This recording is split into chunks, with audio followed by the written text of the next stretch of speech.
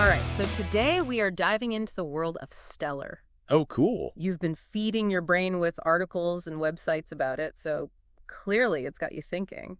Yeah, for sure. It seems like there's a lot of buzz around Stellar. Yeah, and for good reason. I mean, from what I've seen, they're not just talking the talk, they're walking the walk. Right, like partnering with IBM and MoneyGram's a pretty big deal. Totally. Those are some heavy hitters. But before we get ahead of ourselves, let's back up for a second. Okay. How does Stellar actually work? What's the magic behind it all?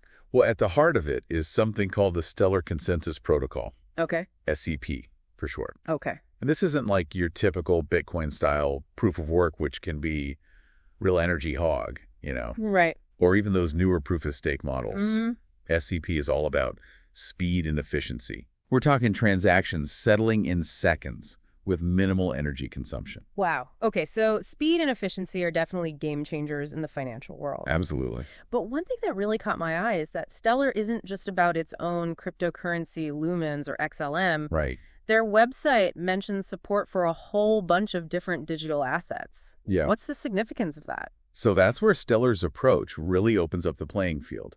Think of it like this.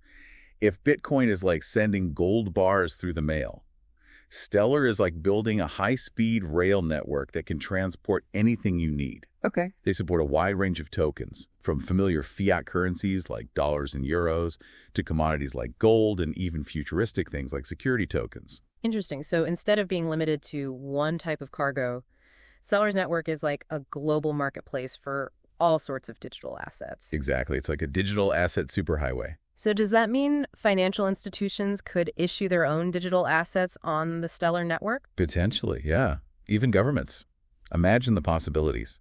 Increased efficiency, transparency, and accessibility are just the tip of the iceberg. It's like they're building the financial infrastructure of the future, one digital asset at a time. Yeah, it's a really interesting approach. So how does all of this translate to the real world? Are there any tangible examples of Stellar in action today? Let's start with their partnership with IBM. They're using Stellar's blockchain for their WorldWire payment solution. IBM WorldWire, I feel like I've heard of that. Yeah. That's a big player in the cross-border payment space, right? Yeah. Exactly. And by using Stellar, IBM WorldWire can facilitate real-time cross-border payments using digital assets as a bridge. Hold on, you're saying they're using digital assets to bridge the gap between different currencies? Right. That's bypassing the traditional systems like SWIFT, which can be painfully slow and expensive. Exactly. This is potentially huge for businesses and individuals who rely on international transactions. Okay, so we've got IBM on board, but what about everyday people sending money across borders? That's where MoneyGram enters the picture, right? You got it. MoneyGram, a global leader in cross-border P2P payments and money transfers, is already using Stellar. They're tapping into Stellar's network to facilitate real-world transactions, allowing users to convert crypto to cash and vice versa. Interesting. So someone in one country could use Stellar to send money digitally, and the recipient in another country could receive it as physical cash through MoneyGram's existing network. Exactly. That's a pretty powerful bridge between the digital and physical worlds of finance, especially for those who might not have access to traditional banking. Precisely. And this kind of financial inclusion is a core part of Stellar's mission. This is seriously cool stuff. We're talking about a future where sending money across borders is as easy as sending a text message. But it's not just about speed and convenience, right? It's about connecting people who've been excluded from the traditional financial system. Yeah, absolutely. Think about the millions of people around the world who don't have a bank account, but they have access to a mobile phone. Stellar could totally empower these people with financial services they've never had before. For sure, that's a game changer. But with all this talk about digital assets, where do stablecoins fit into all of this? I've been seeing a lot about Stellar and USDC. Oh, that's a great question. Remember how we talked about Stellar being like a high-speed rail network for different types of assets? Well, stablecoins like USDC are like adding these comfy, reliable passenger cars to that rail network. Okay, help me unpack that analogy a little. Okay, so think about it. Cryptocurrencies like Bitcoin can be pretty volatile, right? Their value going up and down like a roller coaster. Right. Not exactly ideal if you're trying to use them for everyday transactions. Yeah, all those price fluctuations would make it hard to know what you're actually paying for something. Exactly. That's where stablecoins come in. Stablecoins like USDC are designed to maintain a stable value. They're usually pegged to a fiat currency like the US dollar. So if I'm using USDC on the Stellar network, I don't have to worry about my money suddenly losing its value because of some crazy market event. Exactly. And because Stellar is so fast and efficient, transferring USDC across borders is incredibly seamless and cost-effective. This opens up a world of possibilities for faster, more affordable cross-border payments, even for those who might not trust or have access to traditional banking systems. So Stellar is kind of like a bridge between the traditional financial world and the world of cryptocurrency, which is really exciting, but sometimes a little unpredictable. Totally. They're definitely building bridges. And speaking of bridges, have you heard about central bank digital currencies, or CBDCs? There's been a huge surge of interest in CBDCs from governments all over the world, and Stellar is right there in the thick of it. Yeah, CBDCs have been all over the news lately. It feels like every other week another country is announcing that they're exploring digital currencies. That's true. What's Stellar's role in all of this? Well, both the Philippines and Ukraine have looked into using Stellar's technology for their own potential CBDC projects. Wow. So governments are really starting to take this technology seriously. What is it about Stellar that makes it appealing for something as big as a national digital currency?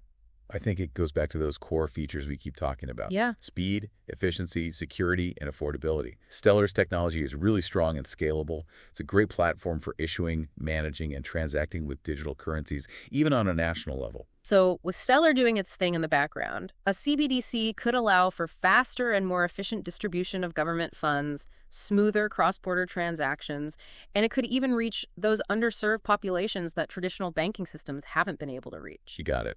That's the potential upside. Of course, there's still a lot of moving parts and things to consider when it comes to implementing CBDCs, but the fact that governments are turning to Stellar shows you how capable the platform really is. Stellar is definitely aiming high, but the world of blockchain and cryptocurrency is still kind of new and always changing. What are some of the hurdles that Stellar might face as it tries to reshape global finance? You've hit on a really important point. One of the biggest challenges for anything in the blockchain space is dealing with the constantly changing world of regulations. Cryptocurrency is still relatively new, and different countries have different rules, and sometimes those rules even clash. Yeah, that makes sense. It's tough for any technology to really take off when the rules of the game keep changing. How is Stellar dealing with that? Stellar is talking to regulators and policymakers worldwide. They get it. Clear, well-defined regulations are crucial for people to trust and use blockchain technology more widely. So it's not just about building the technology itself, it's about building relationships and trust with regulators to make sure the technology can be used safely and responsibly. Exactly. It's a delicate balance to strike. For sure. Another hurdle, and this is true for any new tech that's trying to shake things up, is competition. There are so many blockchain platforms out there, all competing for attention and adoption. How does Stellar stand out in such a crowded space? Yeah, it really is a jungle out there. Everyone wants to be the platform of the future for finance. Right. So what makes Stellar stand out from the crowd? Well, I think Stellar has a really clear mission. Okay. They want to connect the world financially and create economic opportunity for everyone. Yeah. They're not just building blockchain technology just because, they're trying to solve real-world problems like cross-border payments, financial inclusion, access to affordable financial services. So while other platforms might be really focused on something like DeFi or NFTs, Stellar is trying to be the foundation for a much bigger and more inclusive global financial system. Yeah, exactly. They're putting their money where their mouth is by partnering with those big names like IBM and MoneyGram. Yeah. They're demonstrating that their technology actually works with the systems we have now. Right. And that it can actually make things better for people.